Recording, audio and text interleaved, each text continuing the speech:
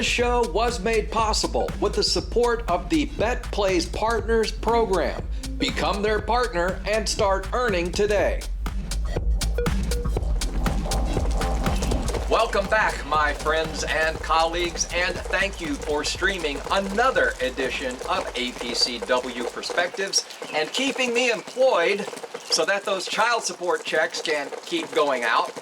It is a cool, wet day here in the Pacific Northwest, so I've moved the camera under some shelter to stay out of the weather.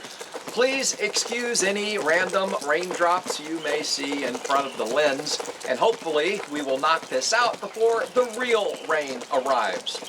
I'm really excited for this week's show, actually, as I was beginning to wonder if people in the United Kingdom were losing their damn minds.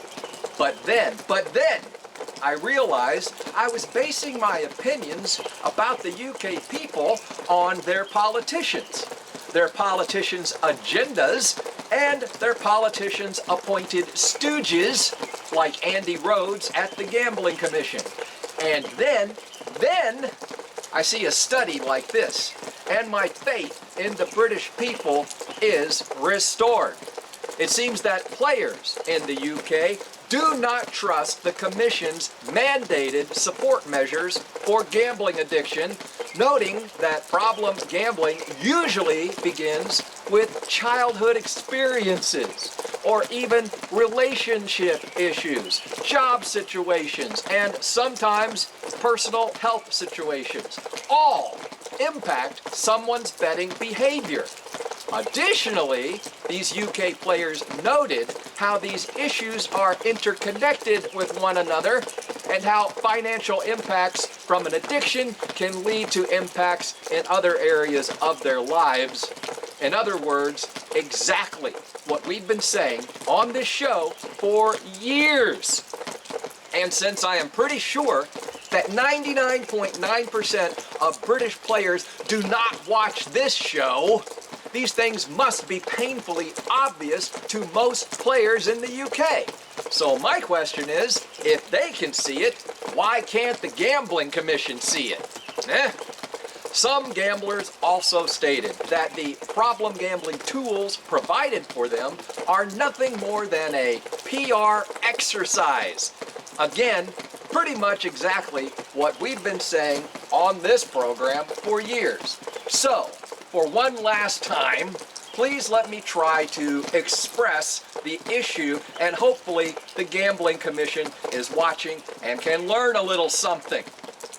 Problem gambling is a complex psychological issue that you cannot treat with deposit limits, stake reductions, or by slowing game speed.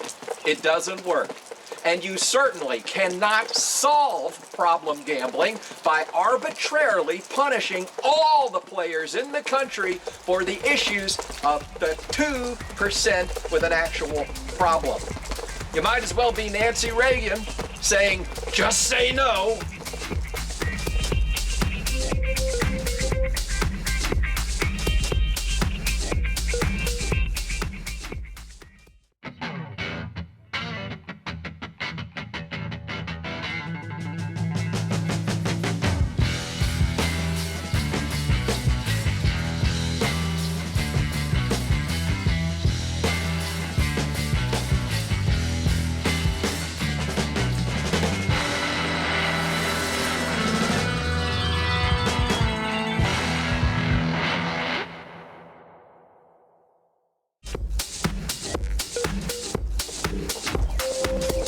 Alrighty, welcome back. Let's see what sort of shit I can stir up in the second half of the show. And let's see if I can get through it without being drenched by the downpour that I know is coming. First, though, one of the newest APCW members is the Star Crown Partners, representing the Golden Star and Golden Crown casinos, as well as SpinFest with casino games and sports betting.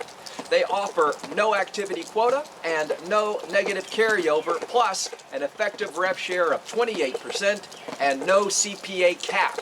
visit their review page on the APCW website or visit them directly at starcrown.partners.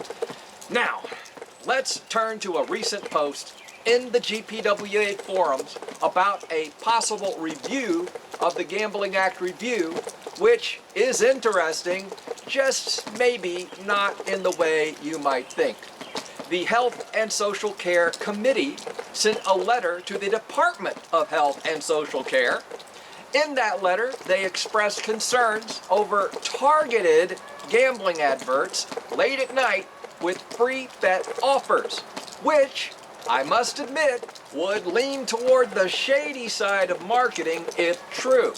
I mean, we cannot take the position that gambling addiction is a complex issue and that the Commission's going about things all wrong, and then simply ignore advertising methods which seem to be delivered when vulnerable players are at their most vulnerable, can we? I mean, what if we want to see realistic efforts to stop gambling addiction while stopping these ridiculous, invasive, overreaching regulations? Well, if we do want to accomplish that, then we have to agree to stop doing things like this, whether intentional or not. So, we've come to the end of another video, and I have to go pay child support, but you know what? I'll come back, do it again next week, God willing.